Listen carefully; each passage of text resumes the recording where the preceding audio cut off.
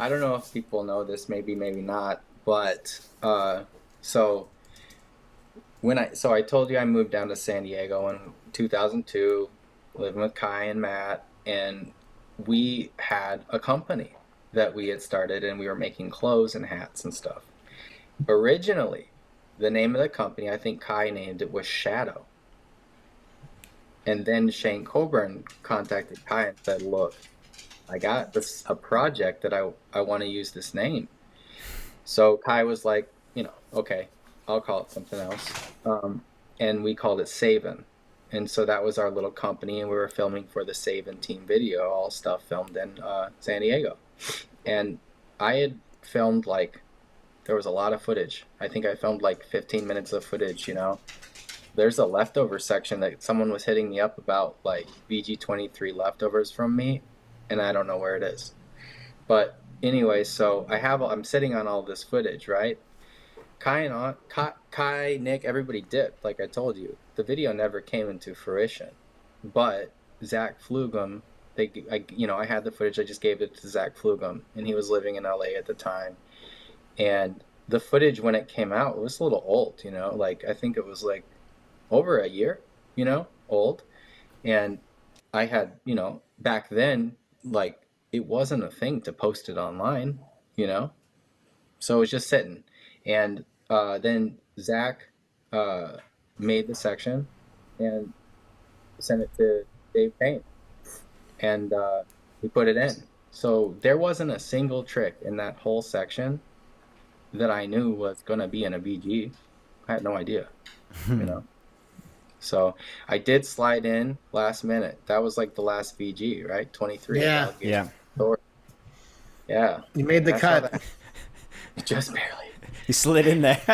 That's a crazy story. I don't know. I wonder if other people who have had sections of Video Groove were similar to that, not specifically filming for a Video Groove, but had a ton of sick footage. It's kind of like Ben Schwab with his Accidental Machine section. I think he started filming originally, and he just showed the footage to Shane. Shane was like, "This is incredible. We have to put it in the video." Wow. And you don't expect to film for such a prestigious video like that. And then next thing you know, you got a section in Video Groove, you got a section in Mind Game, without even kind of knowing it. And so it came out you weren't specifically. You didn't film one trick for Video Groove, by the way. That was all leftovers. Yeah. Wow, that's incredible. And did that do anything for if I knew I was filming for VG, I don't know. I was gonna say the box, I might have been more nervous. Let me keep it tighter. Yeah, I was gonna say knowing you were filming for Video Groove, would anything have been different? You think? Maybe. I think I mean, first off, I don't think that would have ever happened. I don't think I was on the radar like that, And it just, But that's a good question. I don't know. I don't know if it would have been different. Maybe. Mm-hmm. Yeah. I'm glad it went the way it did, kind of, because if I had that in my head, maybe I would have broke myself off or something. I don't know. That was the motto back then. Just send it. Just get hyped and fuck it and huck it kind of things. Yeah, I mean, I was hucking it too in my own way, but yeah. Yeah, you were. Yeah. Did that having a section in Video Groove change anything for you afterwards? In any way were you skating?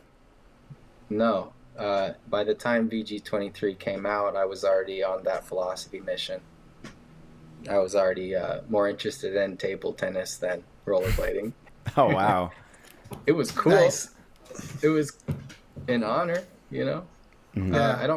I don't remember a lot how I felt about it. I do remember recording. You know how there's a little audio at the beginning of my VG23 section, me talking. Yeah. And I say something like, in order to understand I said, in order to understand all things, understand one thing, and for me, this one thing has been skating, and I've dedicated all my life to it. It was something like that. And I remember recording that at Grossmont Community College. Shout out Santee crew. Those guys accepted us. It was tight.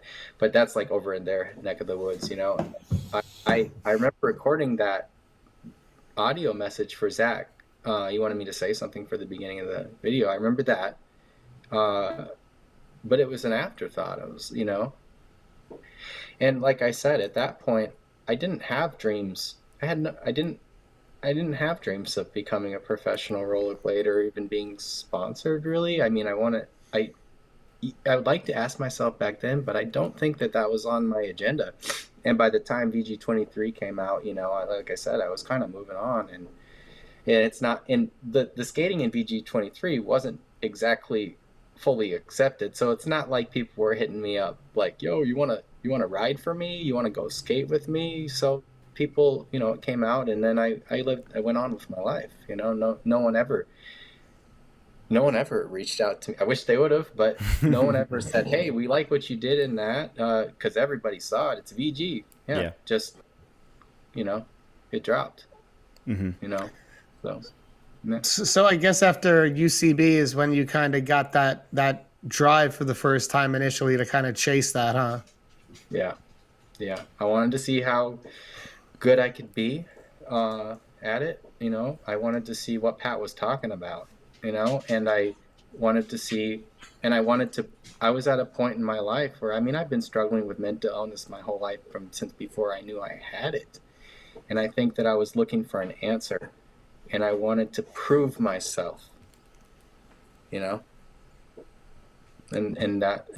that's when I started really fucking pushing it. And the thing is that I've always been creative, but I was fresh out of UC Berkeley philosophy department. So I was working with some of the most brilliant minds in the world on philosophy. So then my already creative mindset was charged by that, So I went to work. I immediately knew, oh, I'm glad I'm bringing this up because I made notes to try to keep it together.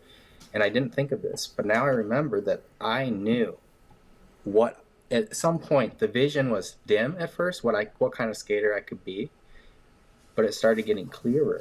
And by the time I was skating with Sean and Pat for a bit, I kind of knew what I wanted to do, and I couldn't stop until I had done it. And it built up, and I got to the point where, in my mind, my work on the shock video, when I was making it, I'm like, this is my magnum opus. This is it. This is my best I can do, And so I was building up to that, and I kind of had a growing idea of what I wanted to do, and what I wanted to introduce, and what mattered to me, and it was exhilarating, Mm-hmm. It's so interesting hearing that story, because as someone who studied philosophy at UC Berkeley, then relating that to skating is a unique take on it. And I want to point out something you just said right there. You're like, this is the best of my skating right now. This is my best. And I was thinking about this recently because we all filmed sections before in the past, and we've all it comes together, and you're like, this is my best skating. I'm so proud to show this to people, whatever. But is it really ever your best skating? We're always trying to get better. It's an art form, right? That question. Yeah, it's an art form, right? So when you think about it, when you have a section, you're like, this is my best. Mm-hmm. Can you say that anymore? Because you don't really aspire for that to be your best. You still want to get better. Yeah. Unless you plan on retiring tomorrow, but I doubt that's the case. Yeah, I'm 39 and I am not done. And exactly. Here's the thing. I love that question because in my mind back then, I thought this is my best work. But then, even as soon as after that, the shock video was done, I was still releasing more sections. And, I guess I kind of agree with you, and I'm critical of the idea of a peak, where did you hit your peak? Where were you and then you descend, Mm-hmm. And I think that the thing is that skating, at the end of the day, what does it mean? What does it mean to be my best work? Well, during the shock video might be some of my gnarliest shit, and my stuff before I, left SF may be some of my gnarliest stuff, but where was my heart, And so I almost think now, what is your best skating? I think my best skating is ahead of me still, because I think that I've never really skated from a fully, not fully, but a self-aware and place of love, you know?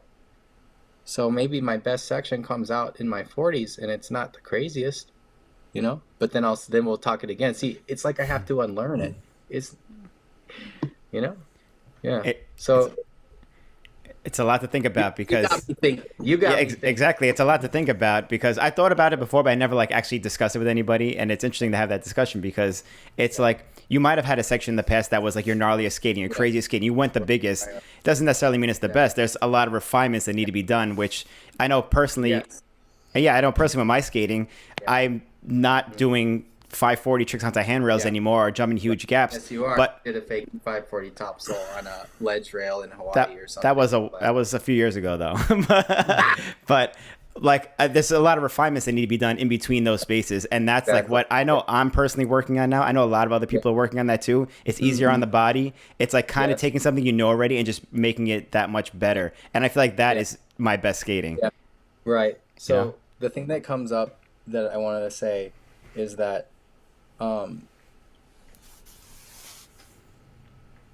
when I watch my old sections now, I see that, you know, the concepts are good, but sometimes the execution is a little rough because I barely pulled that off, you know? The landing, you know, I threw my back down. I didn't really squat because I just barely did it, you know?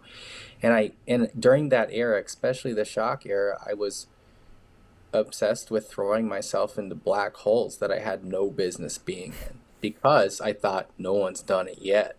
I'm not even the best person to do it, but no one's noticed it, you know? So I found myself like trying to do wall rides down sets with spins that I hadn't seen people do, but I didn't really have much business doing that. It's not like I could even five the set very well. You know what I mean? And so it's going to come off a little rough. And so, yeah, I mean, I look back and I know damn well my head was all up my ass when I was putting that out. But I look at it now and I say, you know, that could use some refinement. And in these days, to further your point, one of the things, well, I just had a knee surgery, my third on my left knee. But right before that, I was starting to feel like I was skating in a way better than I ever have. And the reason why is because I was starting to like, my mechanics were improving. I was starting to understand, like, this is a point I really want to make. So in my 30s, my skating was, I had left SF and I was kind of like skating locally and filming. I was still filming sections every couple years. When I get really depressed, I would think, okay, I want to die. But if I go out skating, someone's like, yeah, I want to film. I'll get a little boost, you know? And that's why I kept getting hurt because I didn't have a consistent skate practice. And I wasn't physically training for it, you know? But then fast forward to, like I said, last year, I fell back in love with skating fully. And I finally committed to, if there's any way, I would like to skate forever, you know? And I really committed and I fell in love and in any way. So I met a shaman who watched my skating, right? And they said, you're skating in your 20-something-year-old body. You're not skating in your man body. And I was always kind of fighting, like, how can I lose the weight? How can I fight the dad bod, you know? But then I started to realize, and then they said, like, you know, they weren't sure how to tell me how to fix it, but that was their vision, that I was like working with the old body in my head, but I have a different body now. So then I did one thing. In my 20s stuff, I liked to skate with my feet very close together and my right foot in front of the left and kind of swerve, you know, and carve like that. And I was still trying to skate like that, right? But I'm not 165 pounds. Now I'm 180, 190, 200, you know? Got a different body. So then I'm like, what if I spread my legs out instead of skating like this, you know? Sorry, I can't see. I'm like bad at It's reversed. Yeah. Yeah. So instead of going like this, I was like, spread them, you know? And then I started to take impact better. And then I started to realize that this is the way to skate with this body, you know? And so the way that the shaman told me is that you used to skate in a cat body, but now you have a lion body. You have to work with that. And it was amazing because what happened is that, so I skate with Jeff Howard all the time. He's one of my best friends, you know? So imagine skating with Jeff, right? The dude can skate a rail, right? And I just started like opening myself up to whatever today. Like I started to think, let go of the preconceptions of what you want to do when you go to the skate park. Just show up and be open and see what feels good. And I started to find out that like there was a whole hidden trick vocabulary that I hadn't developed. And it was amazing. Like I never, if you would have asked me up until last year, will you ever do a fast slide? Like if you look at my skating, I'm not a frame skater. I'm all soul. Will you ever be able to do that? I said no. You know, been watching Farmer do it. I've been watching the Carlson Lee brothers do it. Watching people do it. But then I learned it. I did backside fast slide, which to me is a lot easier than front side. But I'll get front side, and I'm like, it's because I'm actually connecting with my body, you know, without a preconceived notion of what kind of skater I need to be, you know. And honestly, I'm more excited than ever to just learn new tricks, you know, to develop these things. Now, my life dream, one of them, is to learn to torque. Still not there. But you got fast slides instead of, but not torques? Yeah, I could do a back fast slide, but I can't torque for shit. What? That doesn't make any sense to me. I don't know. You guys, yeah, I don't know. I'm looking, hopefully I'll figure it out, you know? But it's just, you know, and what is good skating? What is it, you know? And maybe it's all about values. Like maybe we're changing our values as like, you know, the kind of skating that I was doing back then to prove myself. Sure, it's good in some ways. It's impressive. But there was a time when I went home for Christmas to visit my family. And this is right around the time where I had my mental breakdown.